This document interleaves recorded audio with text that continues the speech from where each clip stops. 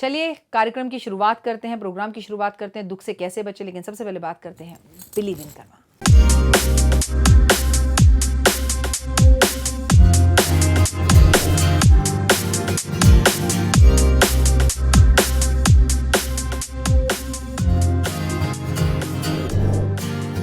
नमस्कार, सुस्वागतम, वेलकम, अभिनंदन। ये एक जर्नल वीडियो है, जर्नल टॉपिक की बात है। दुख दूर किस तरह से करें। वैसे आपको एक बात बताऊं, संसारिक जीवन में जब तक हम रहते हैं ना, दुख कभी दूर नहीं हो सकते। दुख हमारा साथी है। सुख तो धोखेबाज है जो भाग जाता है। दुख हमें ज़िंदगी में बहुत कुछ सिखा कर जाता है। दुख हमें अपने और असली और नकली की पहचान करा जाता है। दुख हमें अपनों से मिला जाता है। दुख 3 प्रकार के होते हैं, दैविक दुख, देहिक दुख और भौतिक दुख। दैविक दुख क्या होता है? दैविक दुख उसे कहते हैं जो मन से होता है, जैसे चिंता, आकांक्षाएं, क्रोध, अपमान, शत्रु, इन सब से हमें जो दुख मिलता है उसे दैविक दुख कहते हैं। क्योंकि अगर आप किसी के साथ बुरा करते हैं तो आपकी चिंता बनी रहती है, ओए होए उसे पता ना चल जाए, मैंने उसकी शिकायत करी है, उसकी नौकरी छुड़वा दी है, उसकी चुगली करी है। तो ये दुख जो होता है दैविक दुख होता है, जो आपने खुद पैदा किया हुआ होता है लोगों से पंगे ले लेकर, और ये कारक होता है आपके कष्टों और तकलीफ़ों का, यानी आपके शत्रु। देहिक दुख, जिसके लिए आप डॉक्टर के पास भागते हैं, रोग का हो जाना, चोट का लग जाना, घात का हो जाना, एक्सीडेंट का हो जाना, बीमारी का हो जाना, और आपको कोविड का हो जाना, जिसके लिए आप डॉक्टर के पास भागते हैं, वो है दैहिक दुख। अब भौतिक दुख की बात करते हैं। भौतिक दुख होते हैं जो कई प्रकार के होते हैं, जैसे भूकंप का आना और महामारी का आना, कोविड का आना, युद्ध का हो जाना और सुनामी का आ जाना, गर्मी से लाखों लोगों का मर जाना, बारिश से लाखों लोगों का मर जाना, धरती का धंस जाना, बादल का फट जाना, ये सब होते हैं भौतिक दुख।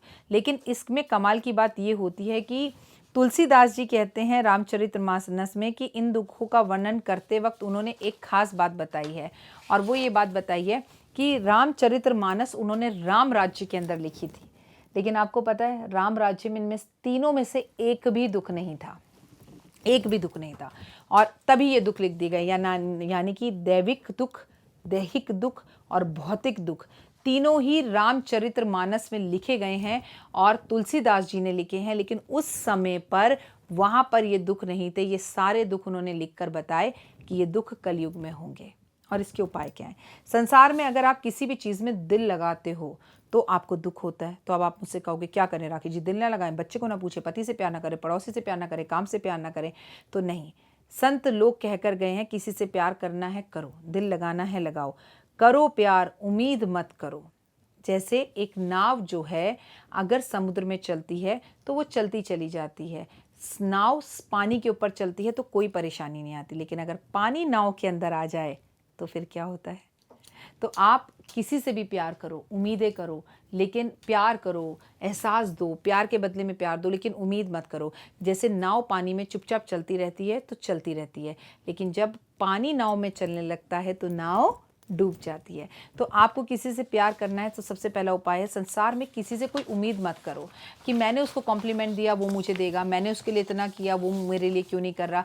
जिस दिन आप उम्मीदें छोड़ देंगे आपका दुख खत्म हो जाएगा, और उम्मीदें नहीं छोड़ेंगे तो दुख बना रहेगा। संसार के प्रति आशा की उम्मीद दुख का सबसे बड़ा कारण है। आशा, जैसे आपकी आशा अगर पूरी नहीं होती तो आपको मैं कहती हूँ इसके लिए एक ही बात, आशा एक राम से दूजी आशा छोड़ दे, नाता एक राम से दूजा नाता तोड़ दे। आशा मत करो। अगर आपका मन है कि मैं फलाना इंसान को दिवाली पर मिठाई देकर आऊँ तो देकर आइए, बट आप ये उम्मीद मत करो यार बड़े बदतमीज़ है, हम तो मिठाई दिया है, उसने हमें पलट के मिठाई भी नहीं दी, मैंने उसे 3 बार फ़ोन किया, उसने मुझे पलट कर फ़ोन नहीं किया, तो चौथी बार भी आप ही कर लो ना। अगर उसने नहीं किया, ज़रूरत आपकी, आप कर लीजिए, क्या फ़र्क पड़ता है। वो झुकना नहीं चाहता, आप झुक जाइए, क्योंकि नाता एक राम से दूसरा नाता तोड़ दे, आशा एक राम से दूजी आशा छोड़ दे।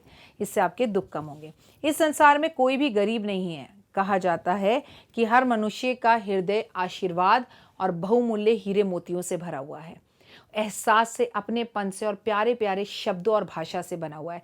आपको पता है मनुष्य के सिवा संसार में और कोई नहीं है जो भाषा का इस्तेमाल कर सकता है। स्वतंत्र हाथ पैर है हमारे पास, बोलने के लिए भाषा है हमारे पास, तो हम गरीब तो हैं ही नहीं। संसार में हमारे पास ऐसी पोटली है जो हीरे मोती से भरी पड़ी है, लेकिन प्रॉब्लम यह है कि ईगो में आकर, कष्टों में आकर, तकलीफ में आकर हम अपनी उस पोटली को खोलना ही नहीं चाहते, हम बात ही नहीं करना चाहते। अच्छा, ये वाला सिस्टम ना पहले ज़माने में हमारे घरों में कम था, अब ये ड्रामा हमारे घरों में ज़्यादा हो गया है।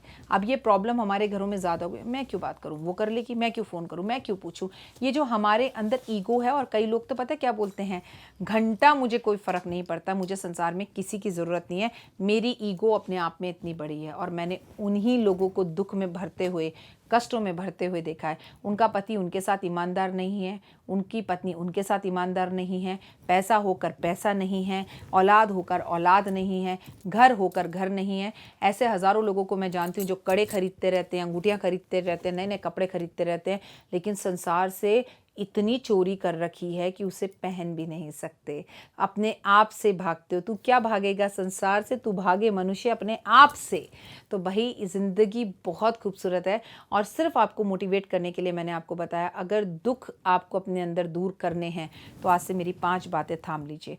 सुबह जल्दी उठिए, खुद की तारीफ़ कीजिए, संसार की तारीफ़ करिए, संसार में किसी में बुराई नहीं, अच्छाई देखने की कोशिश कीजिए, और हर पल अपने मुख पर राम नाम जपते रहिए। आप देखिए आपके कष्ट तकलीफ़ें सब दूर हो जाएंगे। फिलहाल कमेंट्स में जय माता दी लिखिए। मुझे दीजिए इजाज़त, नमस्कार।